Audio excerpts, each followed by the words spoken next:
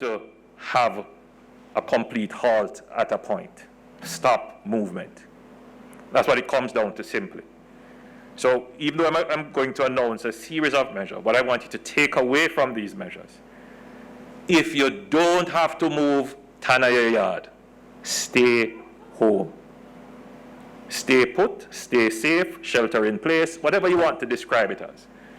If you don't have to move in this period, don't move. Stay within your household. Stay in groupings that you know. As I said earlier in my presentation, there are many persons who believe this is not going to affect me. Many of the persons who are in hospital know that's what they thought. That's exactly what they thought. And we are at the point where we don't have enough beds. We don't want to get to the point where we just can't take anyone else in the hospital, or someone dies because they were deprived of a service because we have had to take a doctor and put them on the COVID ward, or take a bed from another ward to put it on the COVID ward. We're trying to avoid that. So we have established that there will be 7 no movement days. And these will be Sunday, August the 22nd, Monday, August the 23rd, Tuesday, August the 24th, Sunday, August the 29th, Monday, August 30th, Tuesday, August 31st, and Sunday, September 5th. So we want to digest that a bit. No movement days means just that. On those days, the curfew hour would be 24 hours. The entire day, no movement on that day for those 7 days. And let me repeat. So this coming Sunday, the 22nd, no movement on that day. Stay home, get some rest, spend it with your family, call up your family members in the country, overseas, do some work around your yard. If you find something to occupy your time at home. Worship online. On Monday, August the 23rd, no movement day. Tuesday, August 24th, no movement day. PS is not a holiday. No movement on that day. But it doesn't mean that you should not be working from home. So we are expecting you, as many of you who can work from home, to continue to be productive, to do your work at home. Then the following Sunday, August the 29th, that's a no movement day. The following Monday, after that Sunday, no movement day, and that would be August 30th. And then Tuesday, August the 31st, that's another no movement day. And then Sunday, the 5th of September, no movement day. The objective is that we are giving the Ministry of Health two periods of no movement that will effectively break the transmission of the virus. Now, this is what we hope will happen. But if people decide that they're not going to follow the advice and direction of the government and decide that they're going to go about their business, and all of this would be in vain. Worst of all, it would be in vain for those who follow the orders, because they would have made the sacrifice for it only to be destroyed by those who don't follow.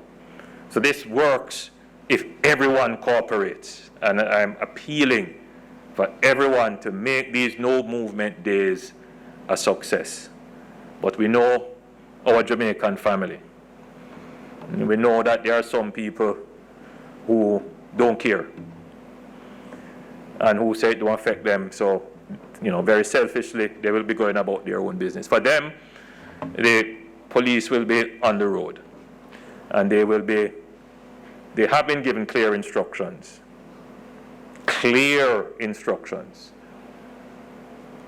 to enforce these no movement days. Now, the normal curfew hours, which would then apply to the Wednesday, Thursday, Friday, and Saturday following these no movement days, will be 7 p.m. nightly until 5 a.m. the following morning on days other than no movement days, except Saturday, which will be at 6 p.m. I hope I'm clear with that. So the days following the no movement days, which would be the Wednesday, Thursday, and Friday, would be 7, and then the Saturday would be 6, which is what obtains now. However, to allow persons to prepare for the 3 consecutive no movement days on Sunday, Monday, and Tuesday, that is from August 22nd to 24, we will start the curfew later tomorrow, Friday, August 20th, and Saturday, August 21. So we understand that the lead time is short, and when we tighten the hours, as would be expected, everyone is going to shop in a precautionary way. Let me get an extra this and an extra that, and let me go to the supermarket, even if I don't have to, just to be sure. And so you will have some congestion on the road as everybody tries to get home or try to get the last minute supplies. So we have considered that, and we have extended, but just for this Friday and Saturday, we have extended the hours to allow persons to be able to stock up for the no movement days. So tomorrow, Friday, August 20th, the curfew will begin at 9 p.m. And on Saturday, August 21st, the curfew will begin at 8 p.m.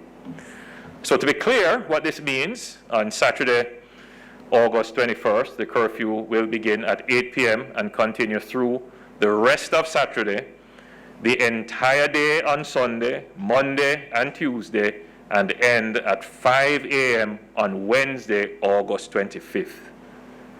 This will be repeated the following week, starting at 6 p.m. now on Saturday, August 28th. Also, to allow persons to prepare for the 3 consecutive no movement days, tomorrow, Friday, August 20th, and on Friday, August 27th, workplaces, businesses will be required to close at midday. Our workplaces or businesses there are some workplaces and businesses, that will not have to close at midday, and these are the courts. They can remain open to their normal working hours. Establishments providing the following services: security services, financial services, our banks and other such services, transportation services, obviously health services, including pharmacies, optical and dental establishments, the National Water Commission, the JPS, oil refining, loading, distribution, and retail of petroleum, our gas stations and so forth. They will remain to their normal opening hours within, of course, for gas stations within the curfew hours. Public works and sanitation, firefighting, civil aviation, telecommunications, and obviously food. Supermarkets and wholesale stores and corner shops, they can remain open until the curfew hour. The loading and unloading of ships, storage and delivery of goods and docks, wharves, warehouses, etc., those are critical to the continuation of the supply chain, and those critical to the operation